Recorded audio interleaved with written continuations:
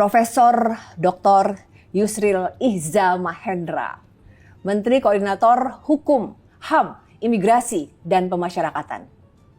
Prof, saya mengenal Anda sejak saya jadi wartawan loh, Prof.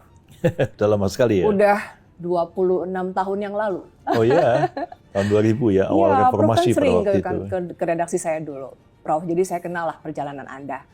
Prof, Anda ini bagi saya seseorang yang paripurna. Kenapa saya sebut paripurna? Karena Anda ini menurut saya adalah figur yang secara memang ideal ya, Prof.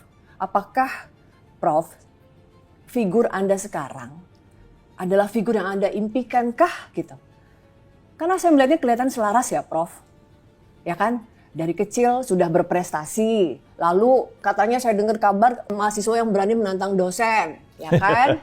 Terus jadi guru besar di usia yang masih relatif muda loh, Prof. 42 tahun. Itu mudah banget, jarang seorang yang sudah dinobatkan sebagai guru besar dan profesor. Lalu Anda masuk pemerintahan, mendirikan partai, sampai sekarang berada di posisi eksekutif ya, Prof. Lalu saya penasaran nih, Prof. Gimana sih, Prof, bisa memaintain ya kan perjalanan hidup Anda seperti ini yang menurut saya fantastis, Prof. Ya, saya merasa hidup itu seperti tidak terduga. Sulit untuk direncanakan dan segala sesuatu itu mengalir begitu saja. Jadi ketika saya masih kecil ikut dengan orang tua ya, keluarga kami hidup sangat bersahaja. Boleh dikatakan rata-rata dibandingkan orang di kampung, termasuk keluarga yang miskin ya. Bapak saya itu hanya kepala kantor agama pada tingkat kecamatan, pegawai negeri yang gajinya tidak menentu. Sementara kami punya keluarga besar sekali.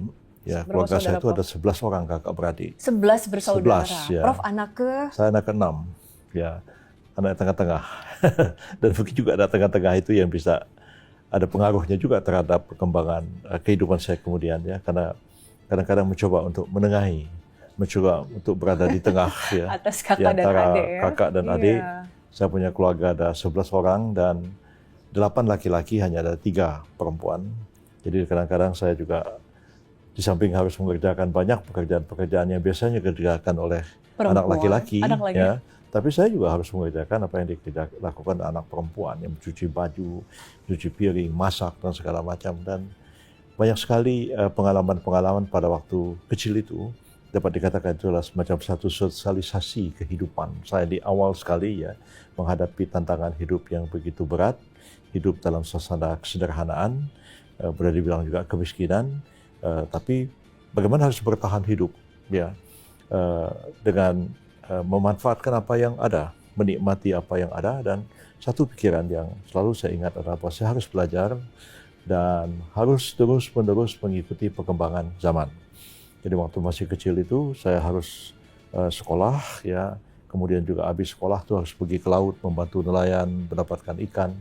Kadang-kadang harus pergi ke sungai mencari ikan, kadang-kadang ke laut juga menangkap ikan, pergi ke hutan harus mengambil kayu bakar dan sebagainya. Tapi orang tua saya mengatakan kamu harus belajar dan kamu harus sekolah. Sebab hanya sekolahlah, hanya pendidikanlah yang akan mengubah nasib seseorang.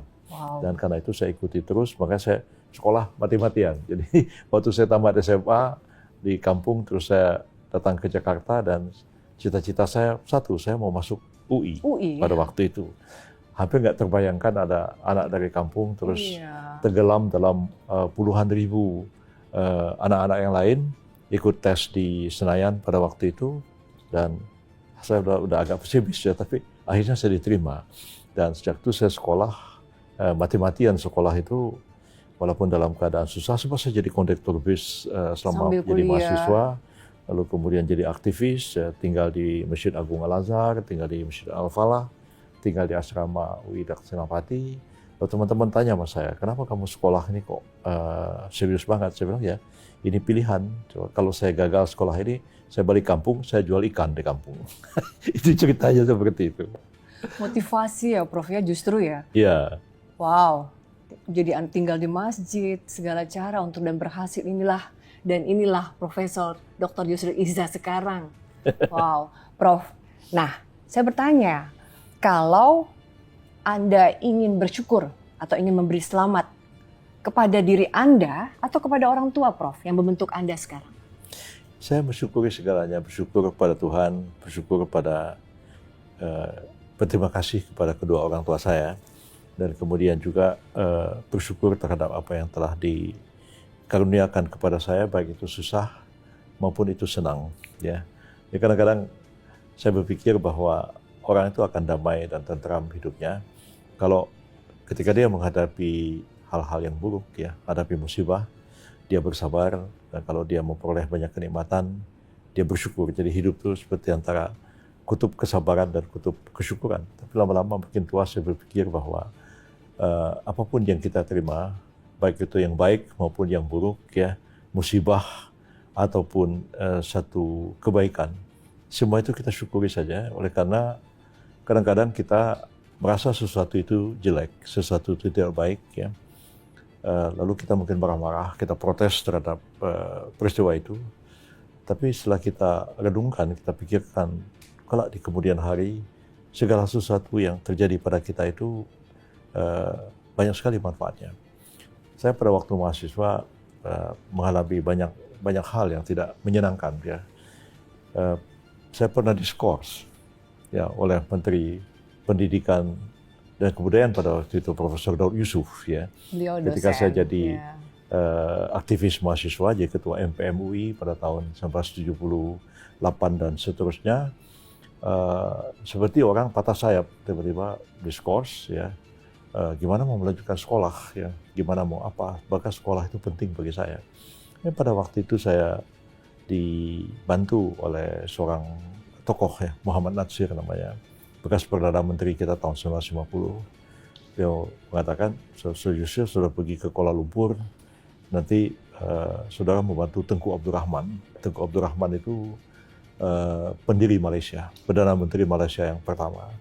Jadi saya lebih setahun kali dia ada di Kuala Lumpur dan membantu Tengku Abdul Rahman dan kenal banyak orang, termasuk kenal dengan Pak Anwar Ibrahim yang sekarang jadi Perdana Menteri Malaysia, yang pada waktu itu masih sangat muda dan jadi ketua Angkatan Belia Islam Malaysia. Dan tanpa saya sadari bahwa diskors oleh Daud Yusuf itu bukan malapetaka bagi saya, malah membangun satu network, ya, cukup luas, ya, tidak hanya di Indonesia tapi juga di Malaysia. Dan saya kenal Pak Anwar Ibrahim, kenal begitu banyak tokoh-tokoh politik Malaysia sampai sekarang. Dan saya kenal dengan Surin Pitsuwan, orang Thailand, ketua Perhimpunan Mahasiswa Islam Thailand. Dia pernah jadi Menlu, Menteri Luar Negeri Thailand, dan pernah jadi Sekjen ASEAN, tapi sudah meninggal beberapa tahun yang lalu. Jadi kadang-kadang satu musibah terjadi, kita tidak suka dengan hal itu, tapi kalau kita renungkan belakangan hari, ternyata musibah itu mengandung banyak kebaikan bagi kita. Ya, Prof, ya. Nah, Prof, saya juga kenal Anda. Jadi kalau bicara soal takdir, ya, Prof, tadi Anda bilang, ya, Prof, Anda dari keluarga yang memang tadi, ya, keluarga yang boleh dibilang termasuk miskin, kata Prof, tinggal di gubuk kecil di Belitung, ya kan, Prof. Lalu saat dewasa kita flashback, ya, Prof, Anda ini kan kita kenal sosok yang cukup akrab dengan keluarga cendana loh, Prof. Ya kan, Prof. Nah, bolehlah kita cerita sedikit masa kejayaan itu, ya, Prof. Yeah. Nah, part ini, Prof, itu tuh bagian dari yang sudah memang Anda impikan, Anda rencanakan, atau memang ya berjalan aja sesuai takdir gitu? Iya, sepertinya itu terjadi begitu saja. Oke. Jangankan direncanakan, ya, terbayangkan pun tidak. Tidak. Ya, pada waktu saya masih mahasiswa, saya kritis terhadap pemerintah pada waktu itu. Sebagai aktivis mahasiswa UI pada waktu itu, juga aktivis dari gerakan-gerakan ekstra universitas HMI dan lain-lain. Saya sangat kritis terhadap pemerintahan Orde Baru yang pada tahun 70-an itu memang betul-betul militeristik, ya. Saya ingat betul tahun 78 itu kampus UI itu diserbu oleh tentara, ya, dengan tank, dengan panser, dan bahkan pada waktu itu ada isu katanya Masjid Arif Rahman Hakim yang ada di Salemba itu tentara masuk dengan sepatu. Itu menimbulkan suasana yang sangat tidak nyaman, dan saya malah pernah ikut membakar patung Pak Harto di perapatan Salemba di depan rumah sakit St. Carolus itu. Wow. Jadi nggak terbayangkan kalau suatu saat keadaan itu jadi berubah. Jadi setelah saya diskors, saya sekolah, kemudian saya dapat PhD tahun 1992 ya. Kembali ke Jakarta, tiba-tiba saya ditawari oleh Pak Murdiono, ya, Mensesnek pada waktu itu untuk masuk ke Sekretariat Negara. Banyak teman-teman yang bantu, termasuk Pak Jimli Asidiki, segala macam yang menjelaskan tentang saya. Akhirnya saya bergabung ke Seknek tahun 92 itu, dan cukup lama sampai satu saat saya juga jadi Menteri Sekretaris Negara ya, pada tahun 2004 ya. Dan banyak orang memprediksi pada waktu itu, termasuk seseorang yang kerjanya itu tuh ngasih minum nama saya begitu. Dia bilang, Pak Jules, saya percaya suatu saat Anda akan jadi Mensesnek. Nah, sebelum ada yang ngomong-ngomong aja, saya masuk ke sektor ini berkarir dari bawah ya. Pada waktu itu belajar, dibimbing oleh Pak Murdiono, dan kemudian tugas-tugas saya memang kata lain menyiapkan naskah kepresidenan, termasuk adalah menulis pidato Pak Harto pada waktu itu, dan termasuk pidato almarhum Pak Tri Sutrisno pada waktu itu wakil presiden, pidato Ibu Tin juga. Jadi saya menyiapkan banyak pidato, naskah-naskah yang lain, dan itu akibatnya saya menjadi dekat dengan Pak Harto begitu secara sebagai stafnya beliau. Tapi kadang-kadang Pak Harto itu nggak menganggap saya seperti stafnya. Jadi saya itu dianggap kayak anak kecil aja begitu. Disuruh itu, suruh ini gitu kan. Jadi saya senang aja begitu, dan kadang-kadang beliau itu bercanda-bercanda, ketawa-ketawa begitu yang mungkin tidak dilakukan kepada para pejabat yang lain ya. Kalau saya itu nggak dianggap pegawai, ya dianggap kayak anak kecil aja, disuruh-suruh bikin apa begitu. Ya dari situ saya kenal anak-anak Pak Harto, kenal Mas Bambang, kenal Bu Tutut, ya. Cuma waktu saya di Seknek, saya nggak kenal Pak Tommy Soeharto itu saya baru bertemu beliau, kenal beliau itu setelah Pak Harto tidak menjadi presiden lagi. Oh gitu. Ya, tapi kalau Mbak Tutut, Mbak Tuti, Mbak Titi, Mbak Mami, kemudian Mas Bambang, Pak Sigit juga saya nggak pernah ketemu, yang lain-lain. Jadi nggak semua juga keluarga Pak Harto itu saya kenal, tapi alhamdulillah sampai sekarang hubungan baik dengan keluarga beliau. Pada waktu Ibu Tutut ulang tahun kemarin, beberapa waktu yang lalu, saya datang ke rumah beliau di Menteng. Beliau ketawa dan sempat beliau menceritakan beberapa hal yang saya sendiri tidak tahu ya pada waktu hari-hari terakhir menjelang Pak Harto berhenti sebagai presiden, dan itu ada ditulis dalam buku ini yang Untold Stories, dan ini ada tulisan Ibu Tutut di dalamnya. The Untold Stories. Ya, negara kita itu tradisi lisan itu lebih berkembang daripada tradisi tulisan.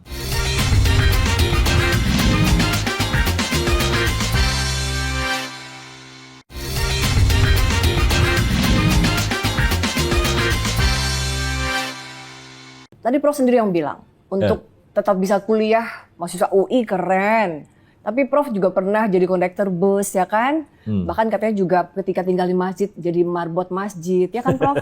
Lalu ini cara Anda bertahan hidup, tadi bagaimana biar berhasil dalam pendidikan. Lalu kita penasaran Prof. Tadi Prof bilang ya, semua step by step yang Prof lakoni itu tuh betul-betul pencapaian Anda ini, itu betul-betul karena tadi Prof bilang, ya memang dari bawah, profesional, atau memang biasa Prof, orang bilang tuh gimana pun kekuatan ordal itu nggak bisa kita, ya itu bagaimana Prof? Apa karena ada kekuatan ordal ya Prof? Ordal apa sih? Ordal tuh orang dalam. Ada ordal Prof? Enggak sebenarnya. Enggak ya? Jadi yang paling penting itu jadilah diri kita sendiri. Jangan kita pernah mencoba untuk menjadi orang lain. Dan ikuti segala sesuatu itu secara alamiah saja, natural begitu. Ibarat air, dia akan mengalir. Mengalir pasti, air itu pasti mengalir dari atas ke bawah, tidak mungkin akan mengalir sebaliknya. Dan kehidupan kita pun seperti itu. Jadi susah dan senang kita terima, kita jalani saja, tapi jangan menyerah dengan keadaan. Ya, kita harus membuat keadaan yang kita alami pada waktu itu menjadi lebih baik dan menjadi lebih baik lagi. Dan kita harus percaya bahwa tiap-tiap peristiwa itu pasti mengandung kebaikan dan mengandung hikmah, dan kita jangan keluh kesah dengan keadaan yang kita hadapi. Nah, ketika saya datang ke Jakarta, kalau flashback tahun 1975 pada waktu itu, Jakarta masih sepi, belum seramai sekarang ini. Saya sempat tinggal di rumah tante saya sebentar di Cilandak, ya, tapi karena jauh sekali ke UI pada waktu itu, jauh banget. kampus UI itu masih di Rawamangun. Pada waktu Rawamangun, itu. Belum ya. Salemba tuh Prof ya? Salemba lebih dulu lagi. Oke. Ya, Salemba itu sudah zaman Belanda, sudah Iya, proses iya. kedokteran sudah di situ ya. Fakultas Hukum UI itu dulunya sekarang di kantor Kementerian Pertahanan di Jalan Merdeka Barat ya. Oke. Sempat di Salemba juga tahun 68 sampai tahun 73 kalau nggak salah, terus pindah ke Rawamangun. Ketika saya mahasiswa itu sudah di Rawamangun. Jadi saya tinggal ada teman waktu itu di Masjid Agung Al-Azhar, melatih bela diri di Masjid Agung, Saiful namanya ingat saya. Udah lama sekali saya nggak ketemu sama teman itu. Lantas saya ngajak tinggal di Masjid Agung Al-Azhar. Dan tugas saya pada waktu itu adalah menyiapkan kebersihan masjid segala macam dan menyiapkan kegiatan ceramah subuh. Di situ saya kenal seorang tokoh ya, namanya Pak Firdaus AN. Dia seorang mujahid, seorang pejuang, sudah meninggal sekarang. Dan kenal banyak tokoh-tokoh yang lain karena masjid itu dikelola oleh masyarakat asal Minangkabau. Jadi banyak sekali berkenalan dengan orang Minang itu. Dan sempat jadi kondektur bus itu ketika saya pindah ke asrama UI di Rawamangun. Saya tinggal di Al-Falah itu lebih kurang mungkin 5-6 bulan begitu. Itu saya dapat asrama, saya tinggal di Rawamangun. Satu-satunya kamar yang kosong pada waktu itu. Jadi saya heran juga kok saya bisa dapat kamar yang kosong. Ternyata saya tinggal situ, kamar itu ada hantunya. Ternyata. Kirain tadi rezeki anak soleh gitu ya, Bro. Pantasan kamar itu kosong gitu. Jadi ada teman saya satu orang tinggal situ, Pak Adril Mukhtar namanya. Tapi dia jarang tinggal di kamar itu. Jadi kenapa saya bilang, ya katanya banyak gangguan di kamar ini. Jadi kalau saya ada berdua, dan dia berani itu di kamar itu. Baru berani. Dan kenapa kamar itu banyak hantu. Jadi, ya, tapi saya senang aja. Ya, saya tinggal di kamar itu. Berteman hantu. Ya, hampir 5 tahun saya tinggal di kamar itu. Ya, hantunya udah saya anggap sebagai kawan aja. Penghuni bareng. Jadi kayaknya ordalnya hantu tadi deh, Bro. Hantu tadi. Sialnya kadang-kadang kawan-kawan suka masuk ke kamar saya main jelangkung. Katanya kalau main jelangkung di situ, rohnya cepat datang. Saya bilang hantunya ada di kamar ini, bagaimana nggak cepat datang? Itu terjadi juga. Itu ternyata salah satu rahasia kesuksesan Profesor Dr. Yusril Izzah Mahendra. Iya, jadi semua itu di banyak kamar berhantu selama 5 tahun. Jadi pernah saya jadi kondektur bus, saya kira 3-4 bulan kali ya. Waktu saya tinggal di Rawamangun itu, jadi saya masih ingat tuh, bisnya itu namanya Orion. Ya. Ada nggak? Mungkin masih ada bis itu sekarang, tapi bukan jadi bis kota, tapi sudah jadi bis pariwisata. Jadi trayeknya itu dari Lapangan Banteng ke Pulau Gadung. Bukan, Lapangan Banteng, Tanjung Priok. Terus Tanjung Priok ke Cilincing. Jadi saya tuh harus menghafalkan nama-nama halte bis dan teriak-teriak begitu ya. Jadi di situ saya dapat belajar. Ternyata orang Indonesia itu ya lebih suka mendengar suara daripada membaca tulisan. Iya. Jadi saya juga bisa mengerti itu kenapa banyak ibu-ibu suka menghadiri pengajian daripada membaca buku agama. Kalau saya lebih baik saya baca bukunya daripada dengarin ustadznya itu ngomong. Kadang-kadang ustadznya lebih banyak bercandanya daripada seriusnya gitu ya. Tapi ya pengalaman saya waktu jadi kondektor itu sudah ditulis misalnya. Masih nanya lagi ya, Bro. Nomor 50, Banteng, Tanjung Priok. Tapi mesti teriak-teriak, Priok gitu. Kenapa? Karena memang orang malas baca. Jadi mau dengar aja. Oh, saya bilang, ya, karena memang baru saya sadar ketika saya kuliah di Fakultas Sastra UI bahwa di negara kita itu tradisi lisan itu lebih berkembang daripada tradisi tulisan. Ya. Dan saya kira kita ini malas mencatat kayak orang Belanda kan. Dia datang ke tempat ini dicatat tanggal sekian. Kita kan malas nyatat. Dan segala sesuatu itu kembang menurut tradisi lisan. Walaupun tradisi lisan itu bukan sesuatu yang nggak bisa diteliti. Bisa diteliti juga sih sebenarnya. Ini banyak cerita menarik kan, Prof. Makanya ini senang banget bisa dialog begini. Nah, Prof, Anda kan balik nih. Anda ini kan juga tadi Prof bilang sampaikan bahwa dekat dengan keluarga Cendaja memang karena memang kebetulan kami tahu Anda bisa berkomunikasi langsung dengan Pak Presiden waktu itu Presiden Soeharto, dengan Ibu Tin, ya kan, dengan Mbak Tutut. ya kan, dengan Mas Tommy, dengan Mas Bambang dan lain-lain. Nah, Prof, Anda juga, saya tahu tuh, kan Anda juga menulis pidato jelang lengsernya Pak Harto kan, Prof? Ya, itu pidato terakhir yang Pidato ditulis. terakhir yang Ya. Anda buat untuk Presiden Soeharto kala itu. Nah, itu kan momen-momen emosional ya, Prof? Ya, Pasti momen emosional yang membekas ya kan? Nah, kira-kira Prof, dari kejadian itu, Prof, atau Anda pernah berada di kekuasaan, ini kekuasaan yang lama ya, Prof, 30 tahun lebih gitu, dan Anda berada di situ gitu. Ada pelajaran hidup apa, Prof, yang Prof ambil dari ya. situ? Yang paling penting itu yang saya katakan tadi, tetaplah jadi diri sendiri, jangan jadi Tetaplah orang lain. jadi diri sendiri. Dan saya ada di situ ibarat ikan. Jadi orang tua saya dulu pernah bilang begini, katanya, kamu kalau terlibat politik itu kayak ikan masuk dalam bubu. Kenapa saya bilang? Masuknya gampang, keluarnya susah kan? Pertama. Yang kedua, dia bilang begini, jadilah ikan. Ikan tuh bisa hidup di laut, berenang-renang di laut, ya. Tapi ikan itu tidak pernah terasa asin. Ikan tetap rasa ikan sendiri. Ikan itu boleh jadi asin rasanya kalau ikan itu sudah mati, terus dibelah dikasih garam jadi ikan asin. Barulah ikan itu terasa asin. Saya berada di lingkungan seknek pada waktu itu. Kenal dengan banyak pejabat, ya, kenal dengan Pak Harto dan sebagian anak-anaknya beliau. Tapi saya tidak mencoba untuk mengubah diri saya sendiri jadi orang lain. Saya nggak minta itu, minta ini, saya kerja aja begitu. Dan mungkin orang menganggap bahwa, oh ini bisa memanfaatkan loh, bisa dapat materi, bisa dapat kekayaan. Saya nggak pernah melakukan itu.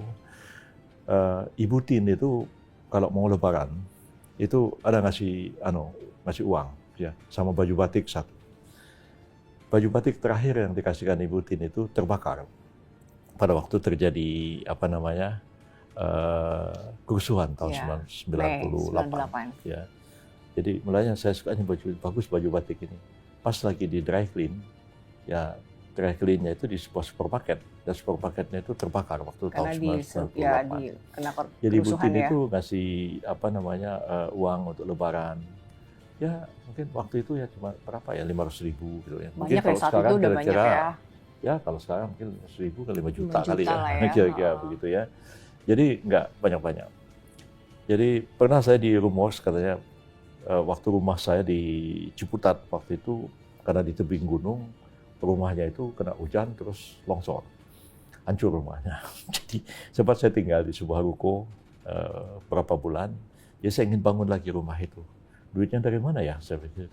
Akhirnya saya dapat kredit dari BNI 46 di Depok, ya, di UI, dan gaji saya sebagai dosen dipotong. Cicil. Nah, orang yang ibu-ibu yang pada waktu itu mungkin masih muda ya, yang ngasih saya kredit itu masih kerja di Depok, di bank itu. Dia bilang, Pak Yusril, dulu saya ngasih kredit.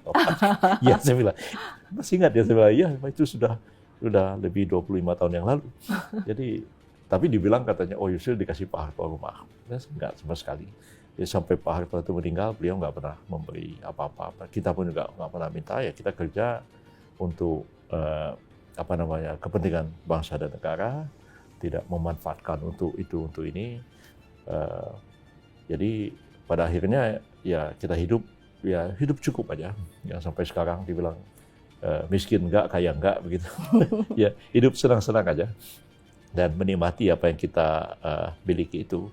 Saya baru sedikit bisa bernafas lega itu setelah saya jadi advokat. Jadi advokat itu memang jadi advokat benar-benaran serius begitu.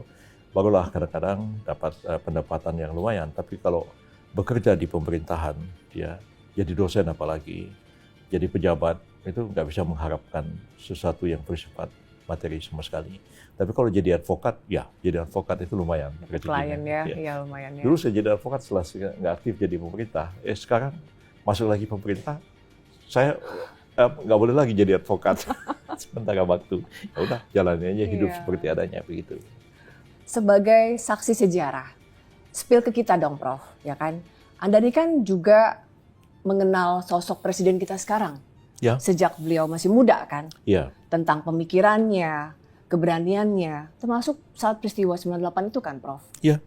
Seperti apa, Prof? Sharing ke kami, Prof. Ya, saya kenal Pak Prabowo. Seperti juga beliau ungkapkan dalam salah satu pidato, Itu saya kenal itu Profesor Yusuf sudah 40 tahun yang lalu. Dan itu betul. Tuh kan, ya. Jadi sekitar tahun 80-an itu, pada waktu saya jadi aktivis mahasiswa, pada waktu itu Pak Prabowo itu sudah jadi perwira muda ya, TNI Angkatan Darat.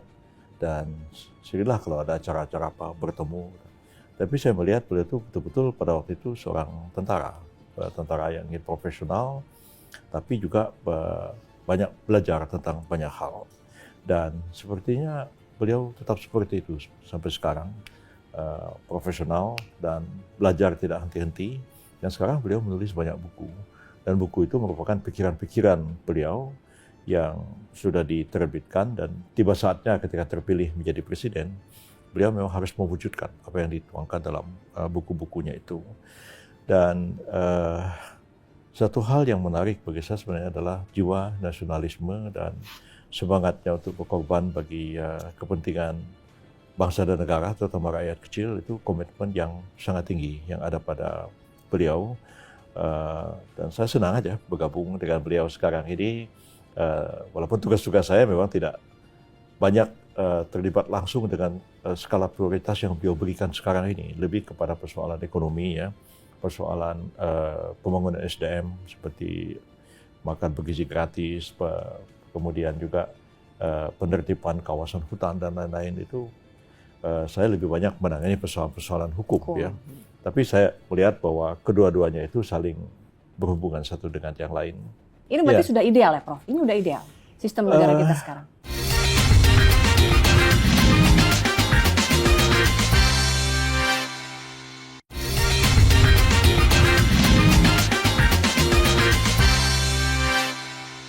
Ini saya tertarik nih membahas ada pernyataan Anda ya, Prof, bahwa corak politik kita ini sedang menebalkan suatu kekhasan demokrasi Indonesia, yaitu kompromi politik untuk menciptakan kestabilan. Jadi tidak ada lagi oposisi murni. Ya. Ya, Prof. Jadi memang tidak sedikit tokoh ya, Prof, yang kini berseberangan kan? Ya. Atau tadinya sebelumnya berseberangan lalu merapat di kabinet Pak Presiden Prabowo gitu. Nah, kalau melihat jika stabilitas ini memang berstandar pada kompromi ya, Prof. Ini kan kompromi politik gitu. Ya. Lalu apa sih, Prof, yang tersisa dari identitas ideologi sebuah partai? Bagaimana partai politik mempertanggungjawabkan janji kampanye kepada konstituen? Jika pada akhirnya semua perbedaan dilarutkan dalam koalisi besar pemerintah, Prof. Lalu apakah, atau sederhananya, siapa sih, Prof, yang benar-benar membela kepentingan rakyat? Atau siapa sih sebetulnya yang tidak ingin memiliki kekuasaan, Prof? Ya, saya melihat ini adalah satu fase dalam perkembangan sejarah politik kita terkait dengan demokrasi ya. Awal-awal kemerdekaan memang politik kita itu cenderung antagonis begitu, antara kekuatan-kekuatan ideologis pada waktu itu, kekuatan Islam, nasionalis dan komunis pada waktu itu. Dan ketika dilakukan pemilu 99 ya, pertama kalinya terbentuk DPR hasil pemilu yang menurut saya itu demokrasi yang terbaik kedua sesudah pemilu 55 ya. Pemilu 99 itu boleh dibilang cukup fair berjalan. Pada waktu itu terjadi kompromi politik yang luar biasa. Dan saya bagian dari proses itu. Pada waktu pemilihan presiden misalnya, calon presidennya cuma 3 orang. Ya. Gus Dur, Bu Mega, saya. Dalam perjalanan saya mundur. Hanya tinggal Gus Dur sama Bu Mega. Gus Dur terpilih sebagai presiden, kita dicegah supaya tidak maju wakil presiden. Beri kesempatan pada Bu Mega. Saya waktu itu oleh Gus Dur ditawari jadi Ketua Mahkamah Agung. Akhirnya saya jadi Menteri Kehakiman pada zamannya Gus Dur. Dan Pak Akbar Tanjung pada waktu itu yang jadi Ketua Golkar diberi jabatan sebagai Ketua DPR. Itu menciptakan satu balance politik. Ya. Balance politik, dan ternyata baik Gus Dur maupun Bu Mega ketika menyusun kabinet itu mengambil orang tidak hanya dari kelompoknya sendiri, tapi dari kelompok-kelompok yang lain. Jadi kompromi dialog itu makin terbuka. Dan itu terjadi pada waktu lebih terasa sesudah pemilihan presiden tahun 2004 ya. Pertama kali kita melaksanakan pemilihan presiden secara langsung. Dan akhirnya Pak SBY memenangkan pertarungan itu dan 2 kali Pak SBY menjadi presiden dan akhirnya sepertinya tidak kelihatan di mana yang oposisi, yang di mana yang partai Koalisi, pemerintah. Ya. Makin lama itu berlangsung pada periode kedua zamannya Pak SBY, lebih-lebih pada waktu Pak Jokowi. Nah, Pak Jokowi PDIP pada waktu itu, nah berhadapan sama Pak Prabowo. Ya, pada waktu periode pertama memang Pak Prabowo ada di luar. Waktu sekali lagi berhadapan dengan Pak Prabowo-nya direkrut ke dalam dan menjadi Menteri Pertahanan. Sesuatu yang kita nggak bisa bayangkan itu terjadi. Lebih-lebih pada waktu Pak Prabowo menjadi calon lagi berhadapan dengan Pak Anies, dengan Pak Ganjar, ya di situ ada Pak Mahfud, di sini ada Caimin, di Pak Anies. Ketika mereka kalah, ya Pak Prabowo malah merangkul Caimin masuk sebagai Menko sekarang dalam kabinet. Padahal itu rivalnya dalam pemilihan presiden. Nah, itulah saya sampai pada kesimpulan sebenarnya pelan-pelan kita banyak belajar demokrasi dan kita mencoba untuk menerapkan satu model demokrasi yang khas kita sendiri, yang barangkali tidak ada di negara lain. Kalau di Malaysia sebagai contoh negara tetangga kita, itu karena mengikuti tradisi politik Inggris ya. Betul-betul ada partai pemerintah dan ada partai oposisi. Nah, kita nampaknya tidak mengembangkan politik seperti itu. Dan mereka yang berseberangan pada waktu Pilpres yang lalu, boleh dikatakan itu dirangkul oleh Pak Prabowo. Jadi Pak Prabowo sendiri berpengalaman, beliau pada waktu itu berhadapan dengan Pak Jokowi. Ketika Pak Jokowi menang, Pak Jokowi merangkul beliau, masukkan jadi Menhan. Nah sekarang ini walaupun bukan Pak Anies dan bukan Pak Ganjar, tapi yang diajak masuk ke dalam pemerintahan adalah Caimin. Ya. Saya nggak tahu detail-detailnya mengapa begitu, tapi yang kenyataannya ya Caimin ya kawan saya jadi Menko sama-sama sekarang dan kelihatannya ya nggak ada lagi otak oposisinya di kepala Caimin. Yaitu beliau udah bagian daripada pemerintah dan mungkin ya kalau ke depan terus begini bangsa ini bagus ya. Dia bertarung secara fair, tapi kalau kalah menang setelah itu mereka kompromi. Ya udahlah kita nggak ada kalah menang kan pertarungan udah selesai. Sekarang bagaimana kita bangun negara bangsa kita ini bersama-sama. Saya kira itu sesuatu yang bagus juga. Indonesia ini umurnya udah 80 tahun. Anda ini 50 tahun loh, Prof. Berkiprah di tatanan negara ya. Yeah. Nah, Prof, kalau tadi bilang ya nomor satu akhirnya persatuan dan kesatuan untuk bangsa dan negara. Tapi, Prof, berarti ini sebenarnya tadi Prof bagus juga sih. Ini berarti sudah ideal ya, Prof? Ini udah ideal sistem negara kita sekarang. Tata negara kita ideal sekarang. Ya. Jadi sebenarnya era ideologi itu kan sudah boleh dikatakan berakhir ya. Karena pertentangan ideologi tidak begitu tajam lagi. Lalu antara katakanlah orang PDIP dengan orang PBB sebagai satu contoh, antara orang PKB sama Golkar itu udah nggak begitu tajam. Lebih-lebih lagi karena pendidikan juga sangat berpengaruh ya. Jadi mahasiswa itu kan ada organisasi-organisasinya, ada HMI, ada PMKRI, ada GMKI, ada GMNI dan lain-lain begitu. Dan itu di kampus pun mereka saling berinteraksi, jadi nggak gontok-gontokan antara GMNI dengan HMI seperti pada waktu zaman Bung Karno, itu saling gontok-gontokan. Dan ketika mereka ini sudah jadi politikus, mereka ini nyebar ke banyak partai. Saya HMI, katakanlah, saya ada di PBB, tapi yang paling banyak HMI itu justru ada di Golkar. Jadi Golkar sekarang ini ketuanya Pak Bahlil itu HMI, sekjennya Pak Sarmuji HMI juga. Dan di mana ini? Jadi kelihatannya bahwa pasukan HMI itu cukup dominan ada di Golkar. Jadi kalau sekarang ini misalnya karena partai Islam seperti PBB itu berhadapan sama Golkar, itu teman-temannya semua. Jadi nggak ada satu yang tajam dan semua bilang ya kita sama-sama HMI. Jadi bisa ada jembatan. Dan kita tahu HMI dan GMNI ini kan dua organisasi mahasiswa terbesar di tanah air kita ini dan inilah tempat pengkaderan. Jadi ketika mereka terlibat ke partai, jadi anggota DPR, anggota kabinet itu nggak terlepas daripada proses sosialisasi politik yang mereka jalani ketika mereka masih menjadi mahasiswa. Dan itu banyak sekali manfaatnya bagi kita ya.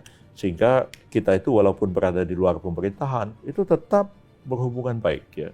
Saya misalnya kemarin ada acara ada Pak Surya Paloh yang datang. Pak Surya Paloh itu kan menolak untuk bergabung ke pemerintahan Pak Prabowo. Setahu saya bukan tidak diajak, Pak Prabowo menawarkan, tapi beliau lebih senang mengatakan berada di luar pemerintahan. Tapi dapat dikatakan tidak ada satu konflik apapun kita dengan Pak Surya Paloh itu, apalagi saya menganggap beliau itu kayak abang aja begitu ya. Dan beliau pun juga nggak pernah aneh-aneh begitu ya, menganggap kita sebagai adik-adik beliau sendiri. Dan ini sesuatu yang menurut saya bagus ya, dibanding Malaysia lah misalnya. Sampai hari ini, saya sebagai orang Melayu, kadang-kadang saya agak cemas melihat perkembangan politik Malaysia ya, kalau kita lihat negara tetangga kita ini. Karena terjadi pertikaian politik di kalangan orang Melayu yang begitu dalam sekarang ini, yang tidak pernah terjadi sebelumnya ya. Lalu kita tahu bahwa di Malaysia itu ada 3 kelompok dominan, yaitu negaranya kan atas dasar etnik ya, kelompok Melayu, kelompok Cina, dan kelompok India. Ya, di Kalimantan ada orang Dayak, tapi tidak begitu signifikan politiknya. Dan perpecahan di tubuh orang Melayu itu begitu dalam sekarang, dan sehingga agak mengkhawatirkan untuk stabilitas politik Malaysia ke depan, terutama keseimbangan antara etnik yang ada di Malaysia ya, karena memang politik itu biasanya dominannya Melayu, ekonomi dominannya Cina, ya, India antara tengah-tengah antara keduanya itu. Nah, kita tidak banyak dasar etnik begitu ya, walaupun suku Jawa dominan, tapi kan nggak terlalu terasa orang Jawa begitu ya. Tapi ya ideologi memainkan satu peran yang penting, dan ketika ideologi itu sudah mulai surut ke belakang, maka kompromi politik itu sangat mungkin tercapai, sangat mungkin terjadi, dan itu akan baik bagi perkembangan bangsa dan negara kita di masa depan. Ini udah 2 minggu saya ngurusin KTP kok nggak jadi-jadi. Ya, apa sih maunya? Udah deh, kalau Anda mau minta duit saya bayar aja.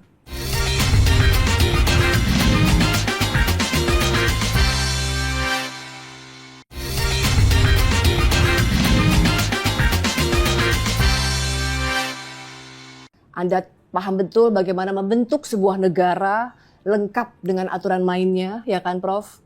Lalu Anda juga mungkin ini adalah satu-satunya loh Prof, sosok yang paham betul isi kepala 6 presiden loh Prof. Sejak Presiden Soeharto, ya kan Prof? Gus Dur, Megawati, SBY, Jokowi, Pak Prabowo, Anda terlibat langsung loh Prof di 6 pemerintahan presiden kita ini. Nah Prof, kasih masukan Prof, kira-kira apa sih Prof dari semua tadi Prof bilang sudah baik, sudah bagus, sistem negara kita dengan gaya kompromi yang memang cair gitu ya Prof. Kira-kira apa yang Prof, singkat saja apa yang perlu diperbaiki? Ya, yang perlu diperbaiki itu hukum. Hukum ya. Ya Prof. Kalau soal ekonomi itu jadi fokus dari semua presiden. Perhatiannya sangat besar ke sana. Pak Prabowo juga begitu. Tapi yang saya selalu ingin tegaskan adalah bahwa jangan kita mengabaikan persoalan-persoalan hukum di negara kita ini. Karena kalau orang hukum itu berpikirnya begini. Jadi negara itu ibarat agama gitu, ada kitab sucinya. Jadi kehidupan orang beragama itu diinspirasi dan diatur oleh kitab suci ajaran agama itu. Begitu juga negara sebenarnya. Negara itu ada framework yang diatur oleh konstitusi. Nah, tapi faktor hukum itu nggak boleh diabaikan. Negara ini pertama tetap harus menegakkan keadilan dan menjamin adanya kepastian hukum. Dan menjamin adanya kepastian hukum itu sangat penting supaya orang itu tidak gelisah, tidak merasa diperlakukan semena-mena. Bukan hanya dalam persoalan ekonomi, tapi juga dalam soal penegakan hukum yang harus kita lakukan sekarang. Aparatur penegak hukum itu harus punya persepsi yang sama tentang norma hukum yang mau diterapkan. Apalagi sekarang ini kan kita punya KUHP baru. Ya, lebih 100 tahun kita pakai punya Belanda. Sekarang kita punya sendiri. Kita punya KUHP baru. Nah, yang baru saja dilaksanakan lebih kurang 2 bulan sejak tanggal 3 Januari yang lalu. Dan di bidang-bidang yang lain juga perlu adanya penyederhanaan norma-norma hukum sehingga orang itu kalau ingin melakukan usaha, urusnya simple, sederhana. Jadi reformasi hukum harus ditopang juga oleh reformasi birokrasi dan pelayanan publik. Di samping norma-norma hukumnya harus diperbaiki betul. Dan apa yang sudah dilakukan Pak Prabowo ini arahnya kan ke tahun 2045, ya, saat kita 100 tahun merdeka, kita harapkan Indonesia itu sudah berada pada posisi bukan lagi negara berkembang. Itu pada posisi negara yang maju dengan GNP sekian. Sekarang ini Indonesia itu masuk ke dalam 5 besar negara pelaku ekonomi terbesar di dunia. Kita anggota G20, jadi secara GDP kita sekarang sudah mengalahkan Prancis dan Inggris. Jauh di atas mereka, cuman dari segi pemerataan. Nah, itu belum sebagaimana yang kita harapkan. Ternyata ada 150 keluarga di negara kita ini yang dalam waktu 20 tahun itu kekayaannya naik berlipat-lipat. Dan sementara kita melihat selesainya pemerintahan Pak Jokowi itu jumlah orang miskin bertambah dan kemudian jumlah kelas menengah menurun. Itu yang sekarang mau diperbaiki oleh Pak Prabowo dengan cepat-cepat negara berakumulasi modal dan melakukan penertiban dalam banyak hal ya. Banyak illegal mining, banyak perampahan hutan, kelapa sawit, laporan-laporan yang nggak benar ya. Ekspor batu bara, nikel sekian yang dilapor cuma sekian. Itu Pak Prabowo itu dengan keras sekali menghadapi semua itu dan itu kelihatan gayanya seperti gaya militer. Ya, saya setuju dengan cara keras seperti itu dan tentu tugas kami adalah menopang langkah keras yang beliau tempuh itu dengan norma-norma hukum yang pasti dan adil. Jangan sampai kita terlalu keras lalu kita mengabaikan keadilan dan kepastian hukum. Itu yang kami lakukan sekarang. Ya, setuju tuh Prof soal hukum tadi ya Prof. Ya. Nah, ini saya ingat sekali Prof, ada pernyataan Anda itu di tahun 2012, 14 tahun lalu ya Prof. Itu viral loh Prof, kalau istilah anak sekarang ya. Ini saya bacakan ya Prof. Anda bilang, korupsi di Indonesia itu karena buruknya sistem birokrasi ya Prof. Iya. Ya kan Prof? Dan artinya Prof, orang baik yang tadinya nggak korupsi, jadi bisa terpaksa ikutan terlibat ya karena sistem ya Prof ya? Iya, karena sistem. Ya benar ya Prof? Betul. Nah apakah fenomena ini masih terjadi Prof sampai sekarang? Tadi Prof sendiri bilang, rakyat kita yang miskin tambah, yang menengah turun, tapi justru ada 150 keluarga yang terus kaya ya Prof, orang-orang ini ya Prof. Nah artinya kan memang, artinya kekayaan Indonesia masih dinikmati hanya segelintir orang ya Prof. Iya. Jadi gimana Prof? Iya, itu betul. Apa yang saya katakan 14 tahun yang lalu itu masih terjadi sekarang. Saya katakan sebenarnya tugas negara itu kan membangun sistem. Ya, membangun sistem yang kuat dan pasti dan ditopang oleh norma-norma hukum yang adil. Jadi negara kemudian mengawasi semua itu berjalan. Dan kalau ada sistem yang kuat seperti itu sebenarnya korupsi itu pelan-pelan akan hilang.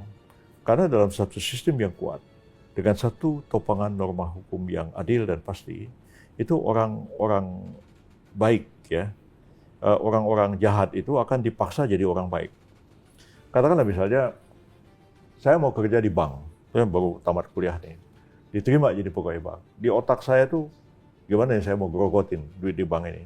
Saya mau curiin, saya mau kayak tuyul kita ambil dikit-dikit. Itu ada di kepala saya. Artinya saya ada niat jahat untuk bekerja di bank itu.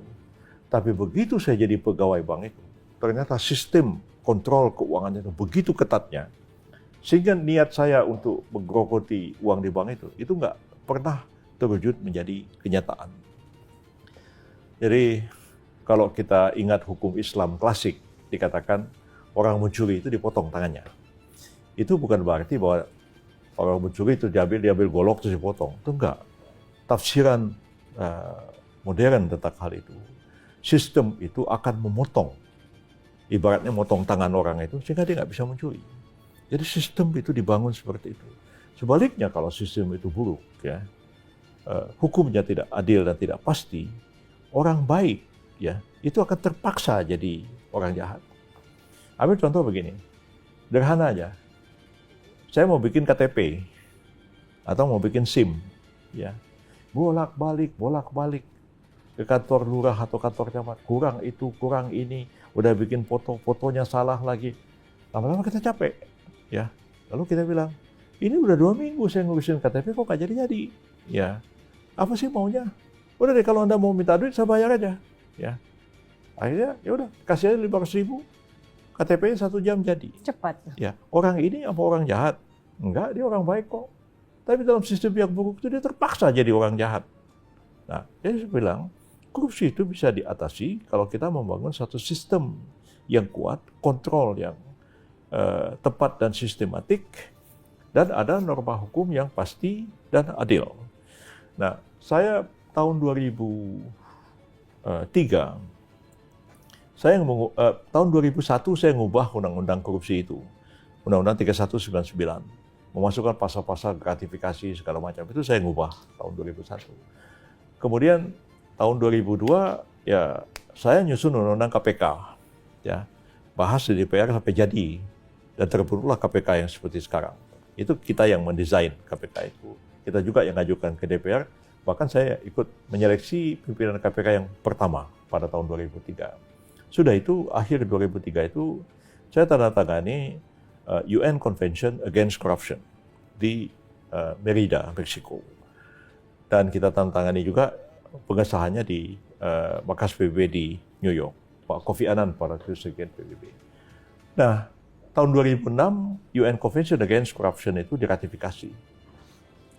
Ketika diratifikasi dinyatakan dalam waktu 2 tahun setelah ratifikasi, maka semua peraturan perundang-undangan tentang korupsi harus disesuaikan dengan UN Convention Against Corruption. Tahun 2006. Sekarang ini tahun 2026. Nggak ada satu pun yang disesuaikan dengan UN Convention Against Corruption itu. Kita masih tetap pakai definisi korupsi itu, definisi sapu jagat. Ya. Sapu jagat itu gini, korupsi itu adalah segala tindakan atau perbuatan ya yang memperkaya diri sendiri, orang lain atau korporasi dengan cara merugikan keuangan negara. Nggak ada di dunia ini definisi korupsi seperti itu. Itu definisi sapu jagat, ya. Jadi saya pernah ngeledekin Pak Abu Rizal Bakri pada waktu jadi Menko Kesra. Saya bilang, Bang, abang jadi Menko ini hati-hati. Nanti bisa dituduh korupsi. Ah, kau ada Jalil, katanya. Kenapa? Katanya. Tugas abang itu sebagai Menko Kesra adalah membuat rakyat yang miskin jadi nggak miskin lagi. Artinya abang itu memperkaya orang miskin. Nah, itu bisa masuk undang-undang korupsi. Kena ya pasalnya. Tadi memperkaya kan tujuannya kan? Memperkaya orang lain. Untuk menggunakan keuangan negara. Ya, merugikan keuangan negara. Keuangan negara. Dan lalu pengertian keuangan negara itu apa? Iya juga ya, Pak. Ya, pengertian keuangan negara itu adalah setiap uang yang berasal dari APBN dan APBD. Ditangkap sama Kejaksaan Agung atau KPK dituduh korupsi. Karena uang kantong saya itu uangnya asal APBN.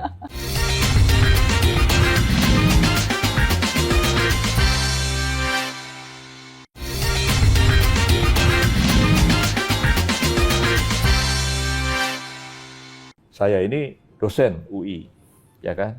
Saya dapat gaji tiap bulan. Uangnya dari mana? Uang APBN. APBN. Ya, dapat masuk kantong saya.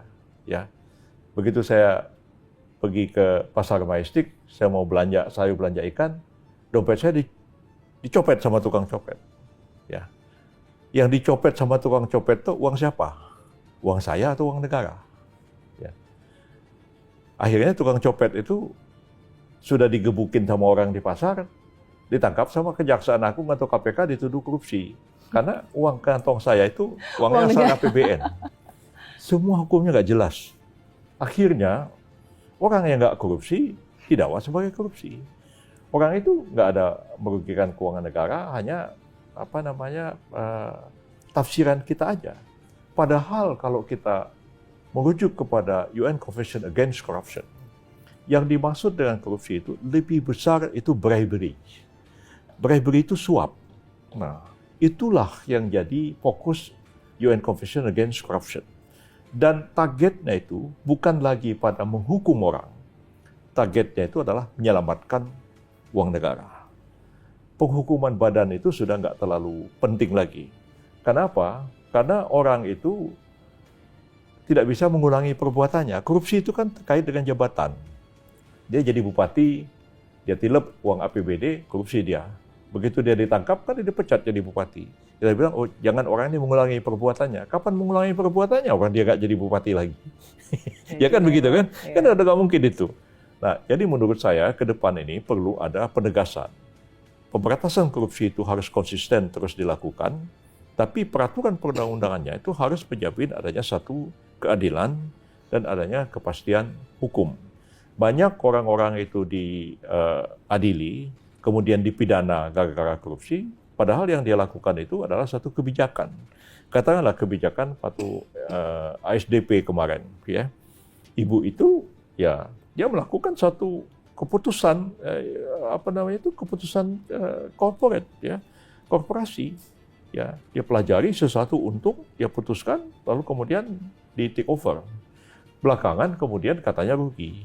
Nah, itu lari ke korupsi. Namun orang bisnis masa untung terus, kan begitu. Ya kadang-kadang orang jadi pejabat pemerintah, kalau dia berhasil membangun, ya, menyelamatkan uang negara, dia nggak diberi penghargaan apa-apa. Tapi kalau sedikit dia melakukan kesalahan, ya kesalahannya itu kadang-kadang bukan korupsi, tapi kesalahannya itu adalah maladministrasi. Tapi dia diadili berdasarkan korupsi. Nah, saya kira sekarang ini dengan spirit KUHP yang baru dan spirit dari KUHP yang baru, mudah-mudahan juga ada satu langkah yang lebih baik, ya, untuk memperbaiki peraturan korupsi kita itu supaya menjamin keadilan dan kepastian hukum. Dan saya pikir kalaulah misalnya fokus daripada korupsi itu adalah bribery, ya mungkin polisi sama jaksa itu nggak perlu lagi menangani perkara korupsi. Kasih aja sama KPK, KPK sendiri. Nah sekarang ini juga kan timbul problema, karena yang menangani korupsi itu bisa KPK, iya, bisa polisi, bisa jaksa. Nah, ketika orang ditangkap oleh KPK, dia di treatment berbeda dengan treatment ketika ditangkap oleh jaksa dan polisi. Lalu, loh ini diskriminasi. Sial Anda aja Anda ditangkap KPK, coba Anda ditangkap sama polisi. Mungkin Anda nggak di treatment seperti itu. Ini juga satu permasalahan gitu. Jadi saya kira reformasi di bidang ini memang sangat banyak dan kita tentu harus berpikir jernih, ya, karena kalau kita berbicara mau mereform aturan-aturan di bidang korupsi ini supaya lebih sistematik dan lebih baik, itu baru ngomong sedikit sudah banyak yang menghantam, yang memperlemah itu, Anda ini. Akhirnya nggak ada yang rasional, dan kalau nggak ada rasional ya kita seperti ini. Jadi ada kecenderungan juga image tentang korupsi itu di luar negeri makin banyak. Jadi saya kira juga adalah bagian daripada propaganda untuk membuat situasi negara kita ini tidak selalu baik. Nah, hal yang lain juga yang menurut saya itu definisi keuangan negara perlu diperjelas betul. Sekarang ini banyak orang didakwa ke pengadilan korupsi karena peristiwa terjadi pada waktu COVID kemarin. Ya, pada waktu COVID itu mau tidak mau banyak kebijakan switch anggaran ke ini karena situasi darurat. Begitu COVID selesai, didakwa korupsi. Nah, begitu juga banyak pengusaha yang default ketika terjadi COVID. Ada pengusaha misalnya dia kontraktor real estate, dia dapat pinjaman dari BNI 46 misalnya. Nah, ketika COVID kan mangkrak semua proyeknya. Lalu begitu COVID selesai, dia ditagih, dia nggak bisa bayar, lari ke korupsi semua. Kenapa? Karena dianggap uang BNI itu adalah uang negara. Tapi apakah hal seperti itu kalau di Singapura atau di Jepang didakwa korupsi atau tidak? Enggak. Itu dianggap itu perdata biasa. Nah, jadi misalnya pengusaha Jepang dapat kredit dari Bank of Tokyo, ya. Tapi kemudian COVID kemarin dia default, nggak bisa bayar utang. Ya dia didakwa, agunannya disita, dia digugat perdata untuk bayar utangnya. Kalau nggak dia dipilotkan, selesai. Tapi kalau di sini didakwa korupsi. Jadi andai kata definisi keuangan negara yang berlaku di sini diterapkan di Singapura dan di Jepang, maka jumlah korupsi di Jepang dan di Singapura sama banyaknya dengan di sini. Cuma di sana tidak dianggap korupsi, di sini dianggap korupsi. Makanya korupsinya tambah banyak. Makanya orang Jepang heran, kok yang begini dibilang korupsi? Sebenarnya nggak tahu lah, undang-undangnya bilang begitu. Nah, itu masalahnya. Jadi Prof, karena Anda adalah Menteri Koordinator bidang hukum, ya kan, HAM, imigrasi dan pemasyarakatan. Jadi ini saya menyampaikan mandat nih dari masyarakat, apa yang tadi Prof sampaikan. Mudah-mudahan kita menuju reformasi sistem hukum tadi ya Prof. Ya, bagaimana itu sistem kita hukum yang kerjakan, kuat dan norma yang menerus. tadi yang adil untuk masyarakat ya Prof. Berarti Ya. OTW ya Prof. Harus begitu. Terima kasih Bapak Menteri Koordinator Bidang Hukum, HAM, Imigrasi dan Pemasyarakatan, Profesor Dr. Yusril Iza Mahendra sudah berbagi bersama kami di program Orang Penting Garut. Baik, sama-sama baik. Terima kasih banyak.